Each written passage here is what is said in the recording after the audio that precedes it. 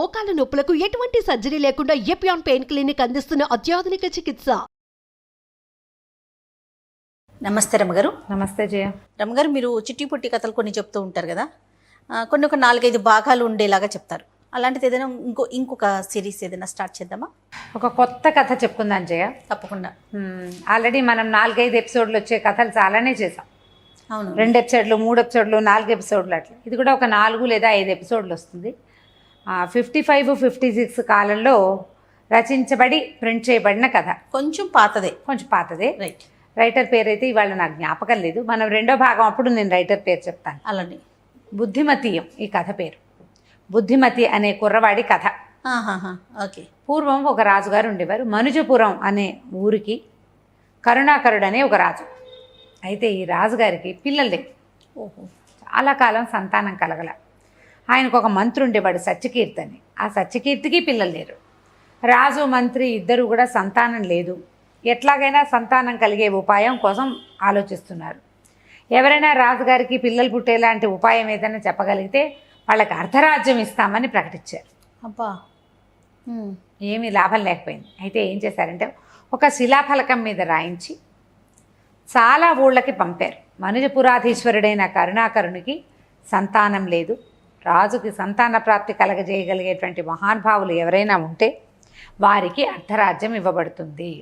మనుజపురాధీశ్వరుని యొక్క మంత్రి సత్యకీర్తి అని రాయించి శిలాఫలకం పెట్టించారు. ప్రజలందరికీ ఏవో చిట్కాలతో అవ్వదు కదా. చిట్కాలతో అవ్వదు. సంతానం కలగకపోవడం అనేది ఒక ప్రత్యేకమైన సమస్య. అది జాతక దోషమో, గ్రహదోషమో, రాజుదో, రాణిదో, దేశానిదో, వాళ్ళ పితరులదో తెలీదు.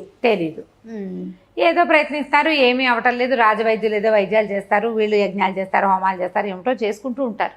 ఏమీ అవల. కానీ ఏమైందట, మంత్ర శివానంద అని ఒక మహాసిద్ధుడు ఒక ఆయన పక్క ఊరిలో ఈ బోర్డు చూశారు. తన శిష్యులతోటి ఈ ఊరు వచ్చారు. ఈ ఊళ్ళో కూడా ఆయనకి ఈ బోర్డు కనపడింది. సరే, అది చూసుకుని ఆయన వచ్చి ఈ మన రాజుగారికి కనపడ్డారు. కనపడేసరికి వీళ్ళు చాలా సంతోషించారు. ఆయన చాలా గొప్పవాడు, తపస్సంపన్నుడు. 3 మంది శిష్యులు ఉన్నారు ఆయనకి. అంతా కలిసే వచ్చారు. ఆయనకి అర్ధరాజ్యం మీద ఆసక్తి లేదు. అర్ధరాజ్యం ఇవ్వటానికైనా అంతా సిద్ధపడ్డారు అంటే ఎంత డెస్పరేట్గా ఉన్నారు సంతానం కోసం వీళ్ళు. పాపం, ఎవరో ఒకళ్ళని దత్తత చేసుకోవటానికి, ఎవరికో రాజ్యం ఇవ్వడానికి ప్రజలు కూడా ఒప్పుకోవట్లేదు. రాజు చాలా గొప్పవాడు, చాలా గొప్ప వంశం వాళ్ళది, చాలా ప్రజారంజకుడైన పాలకుడు ఆయన. ఆయన యొక్క సంతానమే కావాలని ప్రజలు కోరుకోవడంలో పెద్ద ఆశ్చర్యము లేదు. కాబట్టి ఈ రాజుకి కొంత మేలు చేయాలని భావించి ఆయన కూడా స్వయంగా బయలుదేరి వచ్చారు. వచ్చేసరికి ఆయన చూసేసరికి పరమేశ్వరుణ్ణే చూసినట్టుగా ఫీల్ అయ్యారు వీళ్ళు. ఎంత ఆనందపడ్డారో అసలు. చాలా అద్భుతమైన స్ఫురద్రూపం, శాంతమూర్తి భవించినట్టుగా ఉన్నాడు. శాంతమే ముని స్వరూపంలాగా ఉందన్నమాట ఆయన రూపం. చాలా ఆనందించారు. అందరూ నమస్కారాలు చేశారు. అయితే ఆయన ఏమన్నాడు, నేను ఏకాంతంగానే ఒక పూజ సలుపుతాను, నాకు ఒక భవనాన్ని కేటాయించండి అన్నారు. రాణి, మంత్రి గారి భార్య అక్కడ ఉండేలాగా ఏర్పరచమన్నాడు. చాలా చక్కగా పెద్ద భవనం. మరి ఏమేం కావాలి మీకు సంభారాలంటే ఏమీ అక్కర్లా, 3 కలశాల నిండా నీళ్లు అని చెప్పాడు. 3 బంగారపు బిందెల నిండా మంచి నీళ్లు పెట్టారు. మామిడాకులు, తమలపాకులు, పువ్వులు అవి అన్నీ ఏర్పరిచి పని వాళ్ళంతా వెళ్ళిపోయారు. ఈయనకి సహాయంగా రాణిగారు, మంత్రి గారి భార్య, ఆవిడకి సహాయంగా వాళ్ళిద్దరు ఉన్నారు. సరే, ఏమైంది, ఈయన చాలాసేపు జపం చేసి ఈ 3 కలశాలని అభిమంత్రించారు. ఈ 3 కలశాల్లో నుంచి నీరెత్తి ఒక కలశంలో పోశారు. పోసి రాణిగారికి ఆ కలశాన్ని చేతిలో పెట్టారు. ఈ నీరు సేవించండి, మీ సంతానం కలుగుతుంది. అక్కడి నుంచి పక్కనే నిలబడింది కదా ఆవిడ, మంత్రి గారి అమ్మా నీకు సంతానం లేనట్టుందంటే లేదండి అని. ఆయన ఏం చేశాడంటే ఈ రాణిగారికి చెంపిస్తూ ఒక తమలపాకు తీసుకుని తన కమండలంలోంచి ఒక చుక్క నీటిని దీంట్లో తిలకరించి ఆకు మడతపెట్టి ఆవిడ చేతిలో పెట్టాడు. కంటి సేగ చేశాడు, ఇది తీసుకో అని. నిశ్శబ్దంగా ఆవిడ అది ఆ తమలపాకుని స్వీకరించింది. విడేం అంటే చిలక, తమలపాకు చిలక అనమాట. అందులో మంత్రపూతమైన జలాన్ని వేశాడు. ఈ నీళ్ళ కలసం పుచ్చుకుని రాణిగారు పరమానంద భరితురాలే ఇంటికి వెళ్ళిపోయింది అంతఃపురంలో. ఈవిడ ఆయన పుచ్చుకోమన్నాడంటే ఇదేదో విశేషం, సంతానం లేదు కదా అని అడిగి అది ఇచ్చాడంటే సంతానం కోసం ఇచ్చినట్టు. ఇక ఎంతో సంతోషంగా భర్తలతోటి గడిపారు, చాలా ఆనందంగా, సంతానం కలిగిస్తుందన్న సంతోషంతో. కాలక్రమాన రాజుగారి భార్య గర్భవతి అయింది, మంత్రి గారి భార్య గర్భవతి అయింది. 9 నెలలు నిండాయి, ప్రజలంతా ఆనందంతో పండగ చేసుకున్నారు. రాజుగారి ఇల్లు పండింది, మంత్రి గారి ఇల్లు పండబోతోంది. సరే, 10 మాసాలు వచ్చాక రాణిగారికి పరమాద్భుత సౌందర్యవతి అయిన ఒక కుమార్తె కలిగింది. మంత్రి గారికి చాలా స్ఫురద్రూపంతో ఉన్నటువంటి ఒక పిల్లవాడు కలిగాడు. రాజుగారి అమ్మాయికి తమ విజయాలకి మూల కారణం కాబోతోంది పిల్ల అని విజయకుమారి అని పేరు పెట్టారు. మంత్రి గారి అబ్బాయికి బుద్ధిమతి అని పెట్టారు పేరు, బుద్ధిమంతుడు కావాలన్న కోరికతో. ఈ విజయకుమారి బుద్ధిమంతుడు ఇద్దరూ పెరుగుతున్నారు. సరే, విజయకుమారికి చాలా తెలివిగలది, ఎంతో చురుకైంది. మరి దేశ విదేశాల నుంచి ఎంతమందో పండితుల్ని వాళ్ళని వెళ్ళి రప్పించి పిల్లకి చదువు చెప్పించడం మొదలుపెట్టారు. ఆటోమేటిక్గా మంత్రి గారి అబ్బాయి బుద్ధిమంతుడైన బుద్ధిమతి కూడా యువరాణితో పాటే చదువుకోవటం మొదలుపెట్టాడు. వీళ్ళిద్దరూ జోడుగా ఉండేవాళ్ళు. కొంతకాలం ఇంటి దగ్గర చదువుకున్నారు, తర్వాత గురుకులానికి పంపారు. రాజుగారి అమ్మాయి వెళ్ళింది, మంత్రి గారి అబ్బాయి వెళ్ళాడు. వీళ్ళిద్దరూ ఎడబాయని జంటలాగా ఉండటం వాళ్ళకి అలవాటైంది.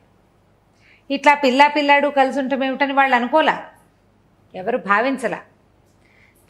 మొదట చిన్నపిల్లలుగా ఉండగా కలిసి ఆడుకునేవాళ్ళు, చదువుకునేవాళ్ళు, నేర్చుకునేవాళ్ళు, కొట్టుకుని తిట్టుకుని కలిసి ఉండేవాళ్ళు.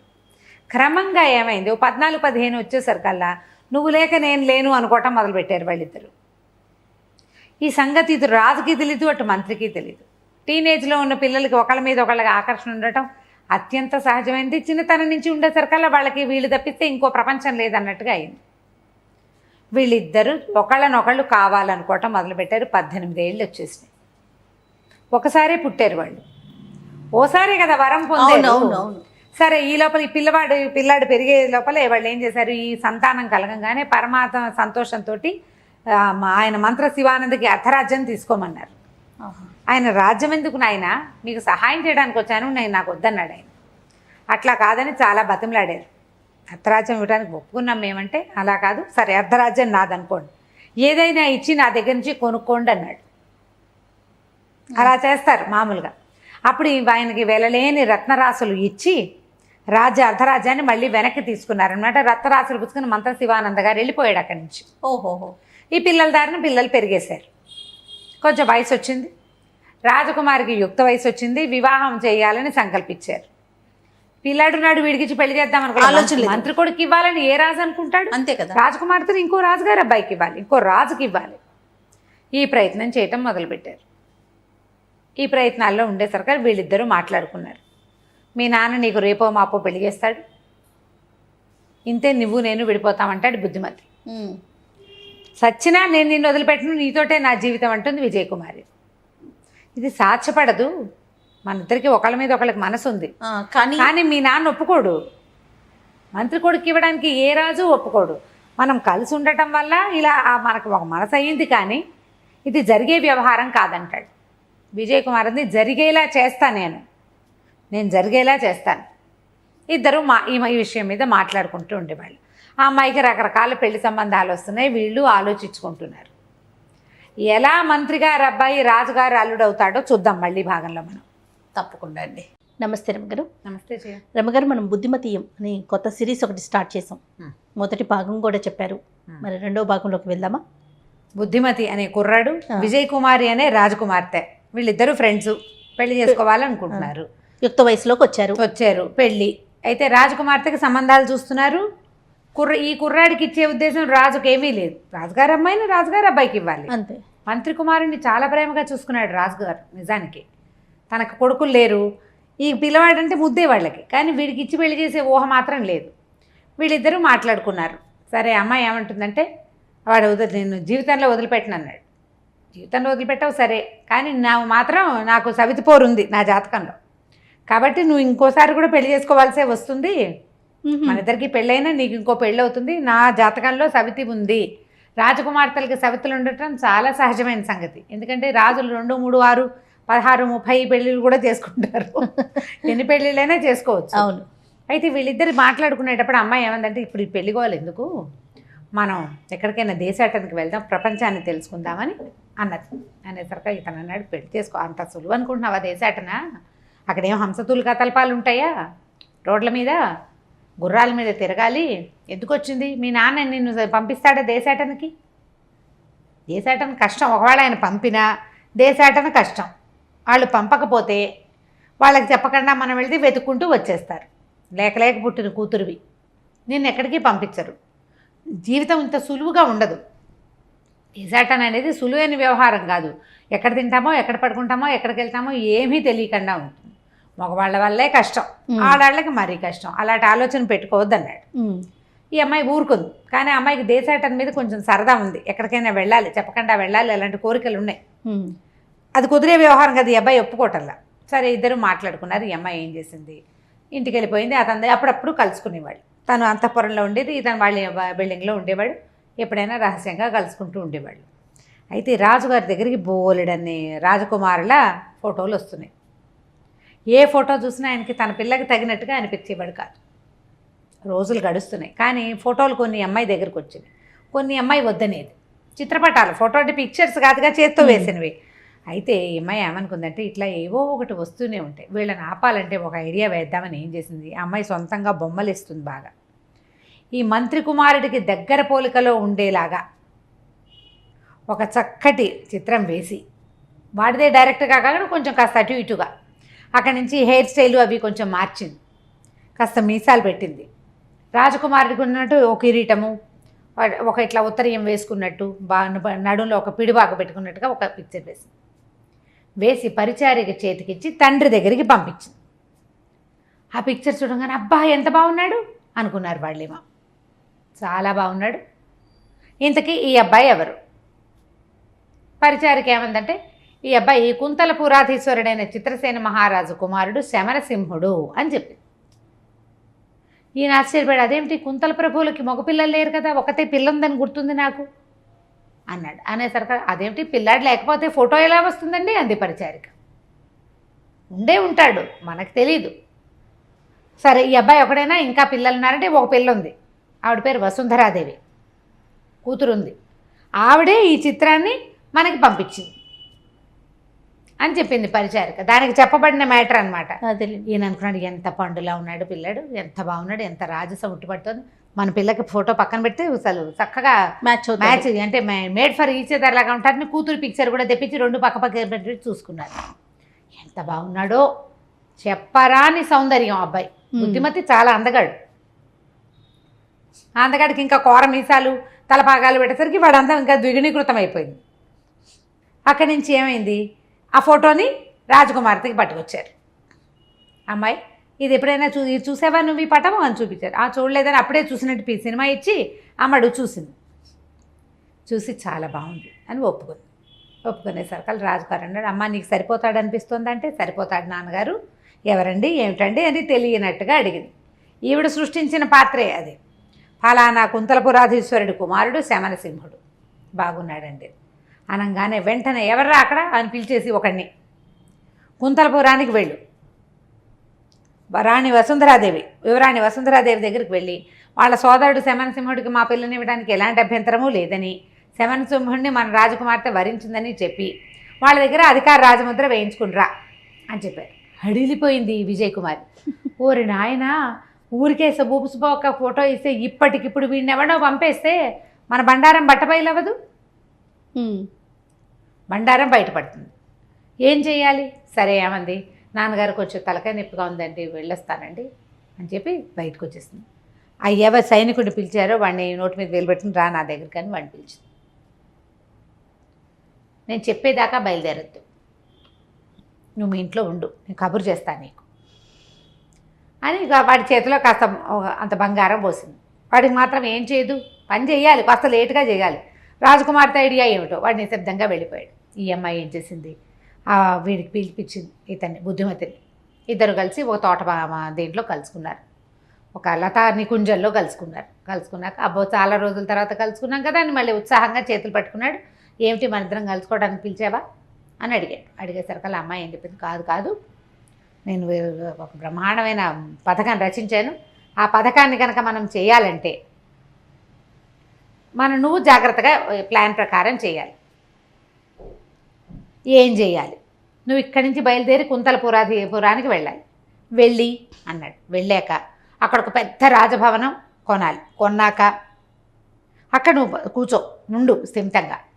ఇక్కడి నుంచి ఒక సైనికుడు వచ్చి రాజముద్ర కోసం వస్తాడు. వాడితో మాట్లాడి వాడి ఉత్తరం మీద సంతకం పెట్టి పంపించేసి వెనక్కి.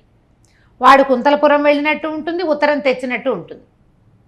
తర్వాత మనం వివాహం చేసుకుందాం, పెళ్ళి అయిపోయాక మా నాన్న మాత్రం ఏం చేస్తాడు అన్నది. అనేసరికి ఈయనన్నాడు, చాలా చిక్కులున్నాయి. కుంతలపురం వెళ్ళడం ఓ కష్టం.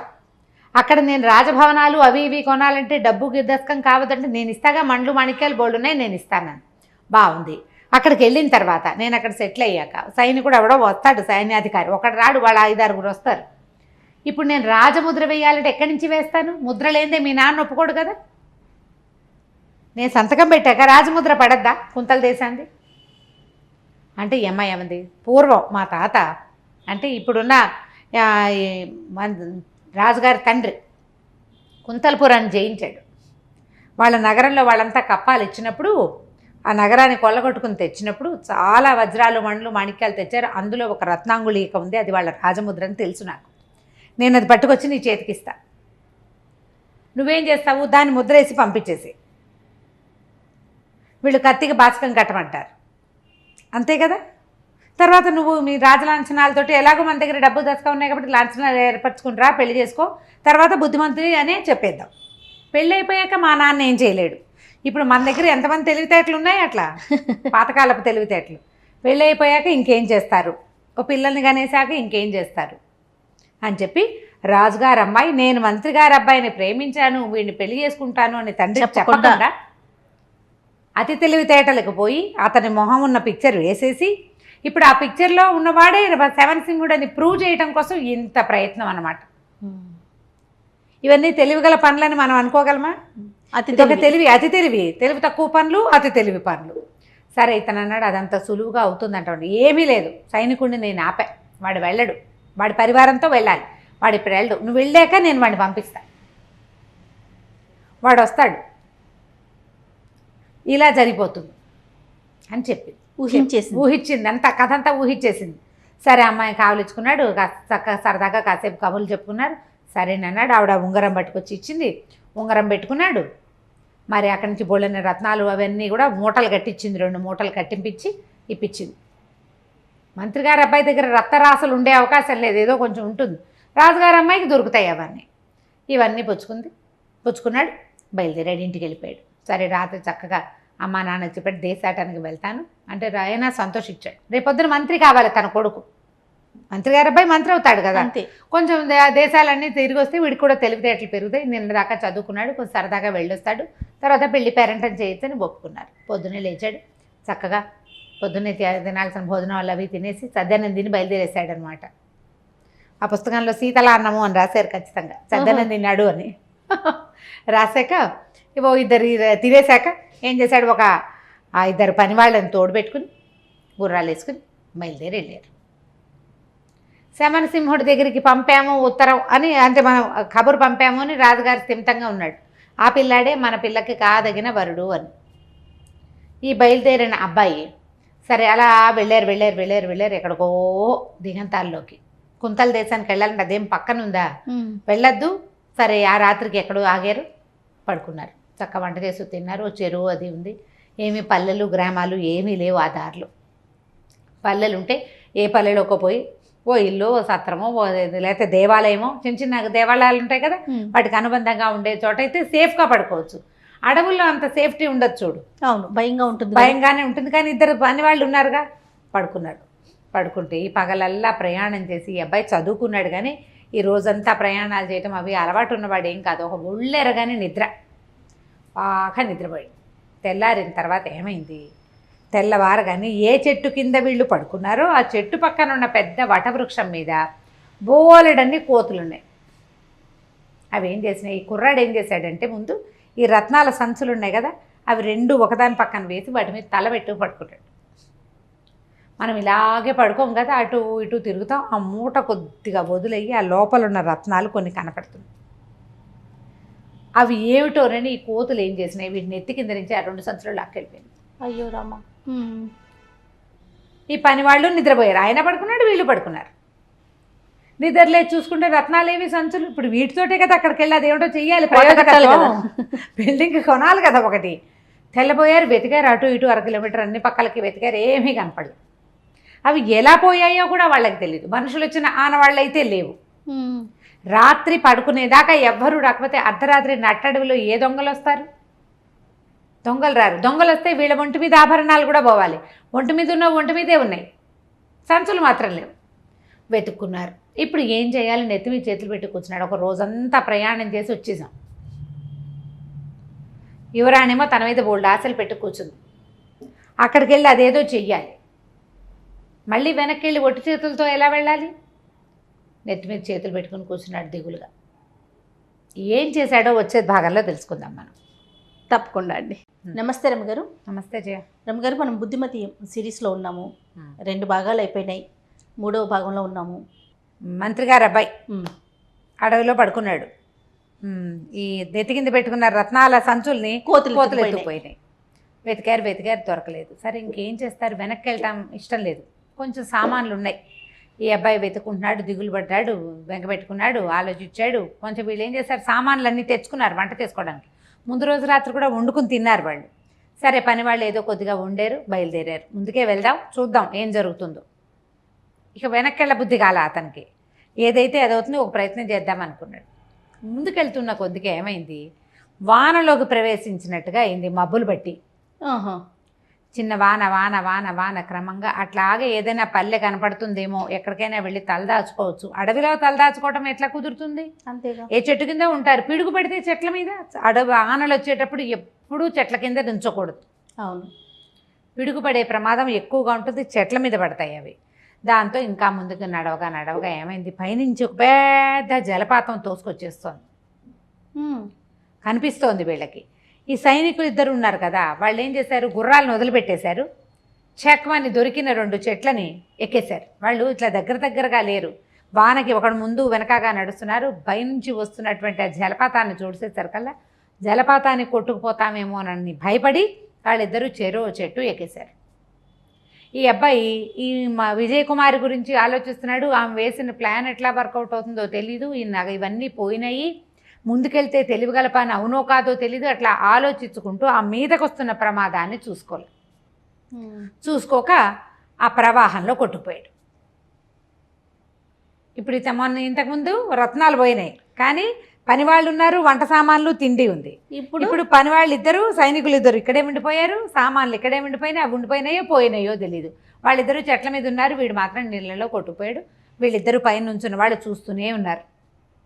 చెట్ల మీద నుంచున్నారు, ఏం చేస్తారు? ఎవరి ప్రాణాన్ని వాడు రక్షించుకోవాలి కదా. ప్రాణాపన్న సమయంలో ఇక ఏమీ పట్టించుకోరు కదా, చూస్తున్నారు అంతే. అయ్యో అనుకున్నారు. ఇక ఏం చేయలేదు. ఒకళ్ళని చూసి ఒకళ్ళు కళ్ళనీళ్ళు పెట్టినారు. వెళ్ళి మంత్రి గారికి చెప్పద్దు, మీ అబ్బాయి నీటిలో కొట్టుకుపోయాడండి అని చెప్పాలి కదా. అలాగే కూర్చుండిపోయారు. ఈ కొట్టుపోయి ఎక్కడికో కొన్ని చెట్ల దగ్గరికి వెళ్ళేసరికి స్లో అయ్యింది. ఈ లోపల వాన తగ్గింది. ఆ ప్రవాహంతో కొట్టుకుపోయిన వీడు ఒక తోటలాగా ఉంది, అడవే కానీ కొంచెం ప్రత్యేకంగా పెంచబడినట్టుగా ఉంది. అక్కడ తీరానికి చేరి పడిపోయాడు.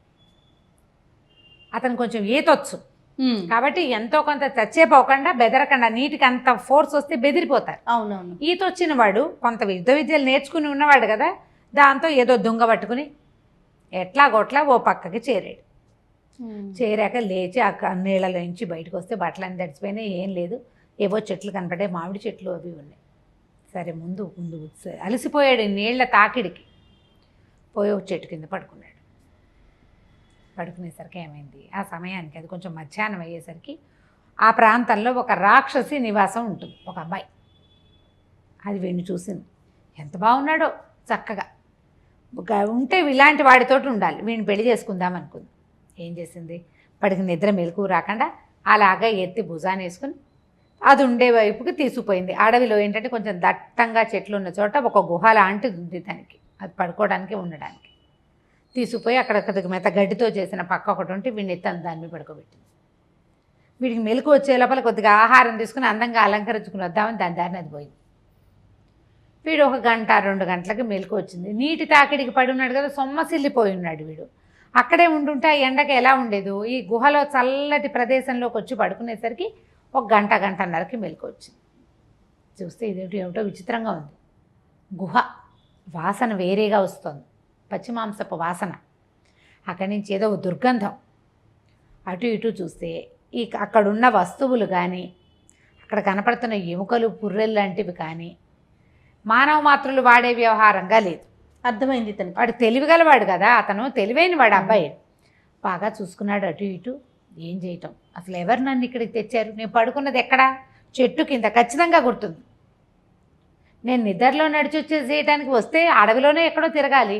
నేను పైకి వచ్చినప్పుడు చూస్తే అన్ని చెట్లే ఉన్నాయి, గుహ గిహ ఏమీ లేదు, అక్కడ కొండ రాతి ముక్క లేదు. ఇది వేరే ప్రాంతం, ఇక్కడేమి చెట్లుగా లేవు. సరే, అందులోంచి మెల్లిగా బయటకు వచ్చాడు. దూరం నుంచి వాడికి కనపడుతోంది సగం సగం బట్టలతోటి బ్రహ్మరాక్షసిలాగా ఉన్న వండగా ఉన్న ఒక ఆకారం నడిచొస్తోంది. ఆడదని తెలిసింది వాడికి. కొంపతీసి ఇది కానీ నన్ను తెచ్చిందా అని మనం వచ్చి అందులోంచి బయటకు వెళ్తే సరాసరి దాని ఎదురుకుండానే వెళ్తాడు. పారిపోవాలంటే దాని ఎదురుకు పారిపోవాలి, ఇంకో దారి ఏం లేదు అక్కడ. సరే, ఏదో చేద్దామని ఏం చేశాడు, లోపలికి వెళ్ళి పడుకున్నాడు. మళ్ళీ పడుకున్నాడు. దగ్గరికి రానివ్వాలి. ఒకవేళ తినేసేదనుకో అక్కడే విరుచుకు తినేది, ఇక్కడికి ఎందుకు తెస్తుంది? ఏదో వేరే ఆలోచన ఉంది. ఎలాగైనా చచ్చేదే, బయటికి వెళ్ళినా చచ్చిపోతాం, దానికి దొరికేస్తాను. అదేదో లోపలే ఉండి చూద్దాం అనుకున్నాడు. పడుకునే ఉన్నాడు. అది లోపలికి వచ్చింది. వచ్చాక దగ్గరకు వచ్చి ఇట్లా మొహంలో మొహం పెట్టి ఇట్లా కలిపిందనమాట. అది ఏం చేసింది, గుమ్మం దాకా వచ్చాక ఈ రాక్షసు వేషంలో ఉంది కదా, పైన ఒక చిన్న వస్త్రం కట్టుకుని, మొలకు ఒక గడ్డి మోపులు లాంటితోటి కట్టుకుని, చేతిలో ఒక పుర్రె, ఒక జంతువు తాలూకు అవశేషం, ఒక గద పట్టుకుని నడిచి వచ్చింది. అక్కడి నుంచి గుమ్మంలోకి రాగానే అవతారం మార్చేసుకుంది. చక్కగా అందమైన అమ్మాయిలాగా తయారైంది. వేషం మార్చుకోగలదన్నమాట. లోపలికి వచ్చింది. ఇక్కడ ఇంకో మనిషి మాత్రుడు లేడా? అంత దూరాన ఒక రాకాసి కనపడింది, ఆడది. దగ్గరికి వచ్చేసరికల్లా ఒక అందమైన ఆడపిల్ల వచ్చింది, అదే మార్చుకుందనమాట. పైగా ఇంత నట్టడివి ఎక్కడో ఉంది, భూప్రపంచానికి ఒక మూల ఉన్నట్టుంది. ఇందులో అందంగా అలంకరించుకుని పువ్వులు పెట్టుకుని మెడలో అవి ఇవి వేసుకుని అందగత్తలు ఎట్లా వస్తారు? వీడు తను విన్న రకరకాల కథలన్నీ గుర్తు చేసుకుని, ఓహో ఆ రాకాసే ఈ వేషం వేసింది అనుకున్నాడు. సరే, వచ్చి ఇట్లా మొహంలో మొహం పెట్టి చూసి, చక్కగా తాంబూలపు వాసన వస్తోంది, పువ్వుల వాసన. అప్పుడే వెలుకు వచ్చినట్టు చూసి, ఎవరు నువ్వు అన్నాడు. అనేసరికి లేచావా అంది. లేచాను, కానీ నువ్వెవరు, ఇంత అడవిలో ఎలా ఉన్నావు నువ్వు అన్నాడు. అయితే ఆవిడ ఏం చెప్పింది, మరి నా పేరు సుశీల, నేను ఇక్కడే ఉంటానంది. నట్టడవిలో ఎలా ఉంటావు, మనిషివి కాదు నువ్వు అన్నాడు. అనగానే తెలిసింది వీడికి, అర్థమైందని. మనిషిని కాదు, ఇక్కడ కాలాంతకుడని ఒక రాక్షసుడు ఉన్నాడు, మా నాన్న, నేను ఆయన కూతుర్ని, నా పేరు సుశీల. మరి నేను నిన్ను వలిచాను, నువ్వు నాకు నచ్చావు, అందుకని నేను నిన్ను ఇక్కడికి తీసుకొచ్చాను అనేసరికి తెల్లబోయాడు. రాక్షసులకి మనుషులకి పెళ్ళేమిటి, నువ్వు నన్ను వలచటం ఏమిటి? నీ ఒరిజినల్ సహజమైన స్వరూపాన్ని చూపించాక నీకు నాకు సరిపోతుందో లేదో ఏదైనా అర్థం ఉంటే చూసుకో, తెలుస్తుంది నీకు అన్నాడు. అనేసరికల్లా అలా ఏముండదు, నేను మనుషులు కావాలనుకుంటే మనుషులాగా మారిపోతా, నా రూపం నాకు ఉంటుంది. మరి నువ్వేం తింటావు, నాలాగా అన్నం పప్పు తింటావా అన్నాడు. కాదు, నాకు కావాల్సిందే తింటాను, నా తిండి నాది, నీతో ఉన్నప్పుడు నీతో ఉన్నట్టు ఉంటాను అనేసరికల్లా అవన్నీ కుదరవు, నాకు వేరే పని ఉంది అన్నాడు. అనేసరికల్లా నీవు ఏదైనా చేయగలవా, నీకేమైనా తెలుసా, ఇలాంటి మాటలు వచ్చినాయన్నమాట. వచ్చేసరికల్లా ఆ అమ్మాయి ఏమంది, నాకెందుకు తెలీదు, నాకు సమస్తము తెలుసు, నీ విజయకుమారి గురించి కూడా తెలుసాను, కానీ వీడు తెల్లబోయాడు. అంటే నీకు ఎలా తెలిసింది అని. ఆ అమ్మాయి ఏమందంటే, నాకు ఏదైనా తెలుసుకునే విద్య ఉంది. మరి విద్య ఉన్నదాన్ని నువ్వు అడవిలో ఎందుకున్నావు, మీ వాళ్ళు ఎవరు లేరేమిటన్నాడు. నాకు ఇలా బోల్డు విద్యలు వచ్చు కాబట్టి ఊళ్ళో ఉంటే నాలాంటి దాంతో కష్టమని మా నాన్న నన్ను అడవిలో ఉండమన్నాడు. అడవి దాటి ఊళ్ళోకి వెళ్ళకూడదు, నేను ఇక్కడికి వచ్చిన వాటితో ఆహారంగా తీసుకుంటా, నువ్వు నాకు నచ్చావు, నన్ను పెళ్లి చేసుకో అనేసరికి ఇతను అన్నాడు, నీకు అంత శక్తి ఉంటే నన్ను మరి అక్కడికి పంపిస్తావా అన్నాడు. కుంతలపురం ఉంది కదా, అక్కడికి వెళ్ళాలి కదా, అక్కడికి వెళ్ళాలి నేను కుంతలపురానికి, నన్ను కుంతలపురం చేర్చమన్నాడు. అనేసరికల్లా మరి రత్నాలో అవద్దా అనేసరికల్లా నీకు అది కూడా తెలుసు అన్నాడు. నాకు సమస్తమో తెలుసు, అన్నీ తెలుసు నాకు, నన్ను పెళ్లి చేసుకో, నాతో ఉండు అనేసరికల్లా వీడు నిర్ఘాంతపోయాడు. నీకు అది తెలిసినప్పుడు నన్ను అక్కడ చేర్చొచ్చు కదా నువ్వు అన్నాడు. అప్పుడు చెప్పిందనమాట, నాకేం తెలుసు నువ్వు ఒప్పుకుంటావో ఒప్పుకోవో అని ఇదంతా కథ అంతా చెప్పేసేసాడనమాట. అని చెప్పాను, నువ్వు ఆ చెట్టు కింద పడుకున్నావు కదా, నువ్వు కలవరిస్తున్నావు, విజయ్ కుమార్ అంటావు, కుంతలపురం అంటావు, రత్నాలు అంటావు. ఈ 3 వాక్యాలు నాకు తెలుసు. దానివల్ల నేను కథ ఊహించాను. నువ్వు విజయ్ కుమార్ని గెలవడానికి కుంతలపురం బయలుదేరావు, రత్నాలు పట్టుకున్నావు, ఆ రత్నాలు పోయినాయి, అది నీ దిగులు. నీకు రత్నాలు వద్దు, కుంతలపురం వద్దు, విజయ్ కుమార్ వద్దు, నేనుంటే చాలు, నాతో ఉండు అనేసరికి ఒప్పుకోలే అతను. నీకు అవన్నీ తెలిసినా తెలియపోయినా నేను నీతో ఉండే ప్రసక్తి లేదు, నేను పెళ్లి చేసుకోను,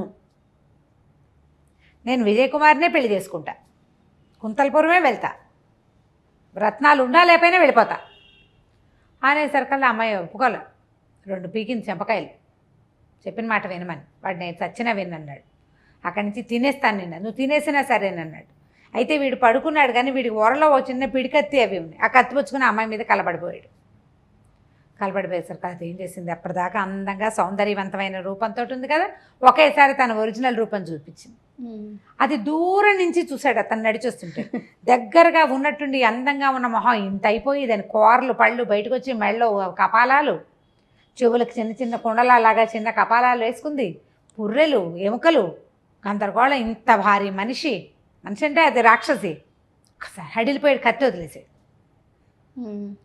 ఒకేసారి రూపం మారేసరికి ఉలికిపడ్డాడు, భయపడ్డాడు. పాడేసరికల్లా అది కాస్త వీడికి చిత కొట్టేసింది. కేకలు పెట్టాడు, రక్షించండి రక్షించండి అని. తప్పించుకోవడానికి ప్రయత్నం చేస్తున్నాడు, పారిపోవడానికి. ఈ లోపల ఏమైంది, అక్కడికి ఒక మునీశ్వరుడు వచ్చాడు. వచ్చి ఏం చేశాడు, రావటం ఆయన దగ్గర ఒక కమండలం ఉంది, కాస్త నీళ్లు తీసి ఆ రాక్షసు మీద చల్లాడు. చల్లంగానే అది ఒక చిన్న చిట్టెలుకలాగా అయిపోయి పరిగెత్తేసరికల్లా వీడు అమ్మయ్య అనుకున్నాడు. ఆయన ఏం చేశాడు, అబ్బాయిని చేత్తో పుచ్చుకొని బయటికి తీసుకొచ్చాడు. ఎవరు బాబు మీరు, నన్ను రక్షించడానికి వచ్చారంటే నేను ఈ దారిలో వెళ్తున్నాను, నీ కేకలు వినబడి వచ్చాను. అది వీడికి ఏం డౌట్ వచ్చింది, ఒక అనుమానం వచ్చేసింది. ఇప్పుడు అది నాజూగ్గా లతాంగిలాగా ఉన్నది ఒకసారి వికృతాంగిగా తయారైంది. ఈయన ఒక చెంబులోంచి 2 చుక్కలు నీళ్ళు చల్లి దాన్ని ఎలుకం చేశాడు. వీడికి కూడా ఏ శక్తులైనా ఉండి వీడు ఇంకో రూపం వహిస్తే నేనేం చేయాలి ఇక్కడ?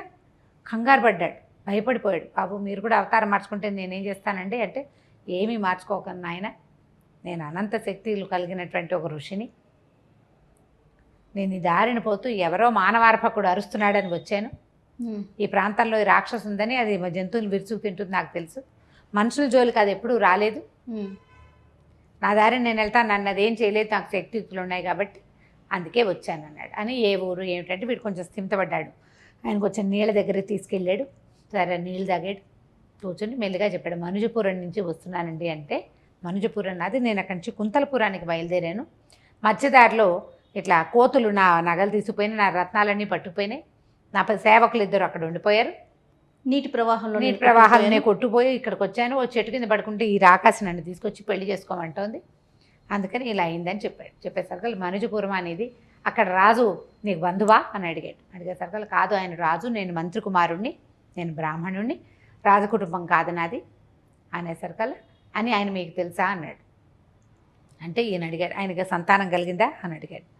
కలిగిందండి, ఒక అమ్మాయి ఉంది, విజయ్ కుమార్ అని చెప్పాడు. చెప్పేసరికల్లా ఆయన సంతోషించాడనమాట. సంతోషించి ఆ అమ్మాయి పుట్టడానికి కారణం నేనే, ఆయనకి సంతానం లేనప్పుడు నేనే ఆయనకు పూజ చేసి నీది ఇచ్చాను అనగానే వీడు సంతోషించేశాడు. బాగా ఆనందం వచ్చేసింది వీడికి. అయ్యా తమరేనాని వంగి కాళ్ళకి దండం పెట్టాడు. నువ్వెవరు నాయన అంటే, మీరు తమలపాకుల్లో నీటి జల్లిచ్చారు, మా అమ్మ తీసుకుంది, ఆవిడకి నేను సంతానంగా కలిగాను, నేను మంత్రి కుమారుని, నా పేరు బుద్ధిమతి అని చెప్పాడు. చెప్పేసరికి ఆయన చాలా సంతోషించాడు. సంతోషించి అబ్బాయి ధైర్యంగా కుంతలపురం వెళ్ళు, ఎప్పుడో అవకాశం కుదిరినప్పుడు మళ్ళీ నేను నీకు కనిపిస్తా, అక్కడికి కూడా నేను వస్తాను, మనుజపురానికి కూడా తర్వాత కాలంలో ఎప్పుడో మళ్ళీ వస్తానన్నాను, రాజుగారు ఇచ్చిన ధనరాశులు అవన్నీ ఖర్చు అయిపోయినాయి, కానీ నా దగ్గర ఇంకా కొంత ఉందని చెప్పి ఏం చేశాడు ఈయన, 2 మూటల రత్నాలని అతను ఏవి పోగొట్టుకున్నాడో వాటిని ఈ కుర్రాడి చేతిలో పెట్టాడు. అభీష్ట సిద్ధిరస్తు, నేను చేసిన పూజ వల్ల పూజ ఫలించి ఒక అమ్మాయి ఒక అబ్బాయి పుడితే వాళ్ళిద్దరూ వివాహం చేసుకోవడానికి నేను కారణం అవడం నాకు సంతోషంగా ఉంది, ఈ రత్నాలు తీసుకెళ్ళు, ఇక్కడి నుంచి కుంతలపురానికి వెళ్ళిపో, కుంతలపురానికి వెళ్ళేలాగా ఒక మంత్రం ఇచ్చాడు ఆయన. అక్కడికి వెళ్ళిపోతావు, అక్కడ నువ్వేం చేయదలుచుకున్నావో ఆ పని చేసుకో అని చెప్పాడు. చెప్పి ఆ 2 సంచులు వాడికి ఏది పోగొట్టుకున్నాడు సేమ్ అవే సంచులు. ఆ సంచులతోటి ఈ కుర్రాన్ని కుంతలపురంలోకి వెళ్ళిపోయేలాగా ఈయన ఒక మంత్రం వేసి పంపించేశాడు. వీడు కుంతలపురానికి చేరిపోయాడు. ఇంతలో ఏమైంది, ఈ భటులు ఇద్దరు ఎవరైతే సైనికులు ఇతనితో వచ్చారు, పని వాళ్ళు వచ్చారు కదా, వాళ్ళిద్దరూ వానాబంగుడు అన్నీ తగ్గిపోయాక మళ్ళీ చచ్చి చెడి 4 రోజులు, అంతకుముందు గుర్రాలు వేసుకొచ్చారు, గుర్రాలు లేవుగా, నడుచుకుంటూ 4 రోజులకి మనుజపురాన్ని చేరారు. చేరి మంత్రి గారి దగ్గరికి వెళ్ళి, అయ్యా ఇలా జరిగిందండి, దారిలో ఇలా అయింది, పిల్లవాడు నీళ్ళలో కొట్టుపోయాడు కుర్రాడు, మేము చేయలేకపోయాము, మేమిద్దరం చేరో చెట్టు మీద ఉండిపోయామని ఏడ్చుకుంటూ చెప్పారు. మంత్రి విపరీతంగా దుఃఖించాడు, ఏం చెయ్యాలో తెలియలే, బాగా ఏడుస్తున్నాడు. కానీ ఒక పూట గడిచేసరికి ఆయనకి మంత్రప్రభావం వల్ల జన్మించిన కుమారుడు నీకు వంశాభివృద్ధి అవుతుందని ఆయన దీవించాడు. అంటే నా కుమారుడికి సంతానం కలగాలి, ఆ కలిగిందే ఒక్క కుమారుడు, కాబట్టి వాడు ఎక్కడో చోట బతికే ఉంటాడని మనసు దిటవ చేసుకున్నాడు ఆయన. భార్యకి మాత్రం చెప్పలే, కానీ బుర్ర వెళ్ళాడేసుకుని దిగాలుగా ఉండేవాడు ఆయన. ఒక 2-3 రోజులు గడిచేసరికి రాజుగారికి అర్థమైంది, ఏమిటో దిగులు పడుతున్నాడు ఈ అబ్బాయి. ఎందుకు దిగులు పడుతున్నాడు? మంత్రి గారు దిగులు పడుతున్నారు, ఎందుకు ఇతను దిగులు పడుతున్నాడు? మంత్రిని అడిగాడు, ఏమిటో నువ్వు బాధపడుతున్నట్టున్నావు, అన్నం సరిగ్గా తింటున్నట్టు కనిపిస్తుంది, మొహం పాడైపోయింది, దిగాలుగా ఉన్నావు, ఇదివరకట్లాగా యాక్టివ్గా లేవు, ఏమిటి అని అడిగేసరికి ఆయన కొంచెం దుఃఖపడుతూ, అయ్యా ఇలా జరిగిందండి, పిల్లాడు ఎక్కడికి వెళ్ళిపోయాడో తెలియలేదు అనేసరికి రాజుగారు ఇంకా దుఃఖానికి లోనైపోయాడు. మరి వీళ్ళ కలిగినవి ఆ వాళ్ళకో పిల్ల వీళ్ళకో పిల్లాడు, మగ పిల్లాడు సరదా ఆయనకి ఈ పిల్లాడితోటి తీరుతోంది కదా. అందుకే కదా రాజుగారు అమ్మాయిని ఎక్కడ చదువుకు పెట్టారు, అబ్బాయిని కూడా అక్కడే పెట్టారు. ఆయన దిగులు పడ్డాడు. అసలు మంత్రి గారికి ఎంత ఆశ్చర్యం, నాకంటే రాజుగారు ఎక్కువ ఏడుస్తున్నాడు అనిపించింది. ఏం చేశాడు, కొంతమంది సైన్యాధిపతిని పిలిచి సైనికులను పిలిపించి మంత్రి గారి అబ్బాయిని వెతుక్కురండి పంపించారు. ఎక్కడున్నా సరే మంత్రి గారి అబ్బాయి భూప్రపంచంలో ఏ పక్కన ఉన్నా సరే పట్టుకురావాల్సిందేనని ఒక సేనని పంపించాడు. వాళ్ళు వెతుకుతూ బయలుదేరారు. అయితే ఏమైంది, వాళ్ళ దారిని వాళ్ళు వెళ్ళారు. ఈ అమ్మాయికి ఇంకా కబురు రాలేదు, ఎందుకంటే రాణికి కానీ మంత్రి గారి భార్యకి కానీ ఈ కబురు తెలియలే, ఇంకా కంగారు పడతారని చెప్పలేదన్నమాట. అందుచేత రాజకుమారికి కూడా తెలియదు. వీళ్ళు ఏదో పెళ్లి సంబంధానికి చెప్పాం కదా అని వీళ్ళు స్థిమితంగా ఉన్నారు. అంటే ఇప్పుడు శమనసింహుడి దగ్గర ఇక్కడ పంపించారు. అవునవును. ఇంతలో ఏమైంది, ఈ రాజకుమారుడు ఈ మంత్రి గారి అబ్బాయి ఎక్కడికి వెళ్ళాడు, ఒక సత్రంలో పడుకున్నాడు. ఆ సత్రంలో ఏదో డబ్బులు కట్టాడు, ఈ సంచులు ఆ గదిలో పక్కన బారేసుకుని హాయిగా పడుకున్నాడు. పడుకుంటే ఒక సాయంకాలం అయ్యేసరికి సైనికులు వచ్చారు. సైనికులు వచ్చి ఈ మొత్తం గదులన్నీ సోదా చేస్తూ మన మంత్రి గారి అబ్బాయి పడుకున్నటువంటి గదిని కూడా సోదా చేసి రత్నాలతో సహా దొంగ దొరికాడు అని ప్రకటన చేసి ఈ కుర్రాన్ని ఎత్తుపోయారు. కుంతల దేశంలో దొంగలు పడ్డారు, రత్నాలు పోయినాయి. ఓకే. ఆ పోయిన రత్నాలు ఒక సత్రం గదిలో దొరికినాయి. దాంతోపాటు ఆ దొంగ కూడా పక్కనే పడుకుని నిద్రపోతున్నాడు. వాడిని పట్టుకుని వెళ్ళిపోయారు. ఇతన్ని అరెస్ట్ చేశారు. వాళ్ళు వెతుక్కోవడానికి వచ్చారు. ఇప్పుడు ఊళ్ళో వెతికితే రాజకుమారుడు ఈ మంత్రి గారి అబ్బాయి మా బుద్ధిమతి దొరుకుతాడా? దొరకడు. అతను వచ్చింది ఎప్పుడు? పొద్దునే వచ్చాడు సత్రానికి, మధ్యాహ్నం అరెస్ట్ చేశారు. ఆ ఊళ్ళో అబ్బాయి అటు ఇటు తిరిగితే ఈ పోలికల్లో ఉన్న కుర్రాడు తిరిగాడని చెప్పుకుంటారు. ఏ ఊళ్ళో ఎక్కడికి తిరగలా, వచ్చాడు, నిద్రపోతున్నాడు. సత్రంలోకి ఎంటర్ అయ్యాడు అంతే. అక్కడ అతను ఎవ్వరూ చూడలే. ఆ సోదాల్లో భాగంగా ఇతను కాస్త వాళ్ళకి దొరికాడు, వాళ్ళు కాస్త ఎత్తుపోయారు. తర్వాత ఏం జరిగిందో వచ్చే కథలో తెలుసుకుందాం. చాలా బాగుంది రమ్మగారు. నమస్తే అండి. నమస్తే జీ.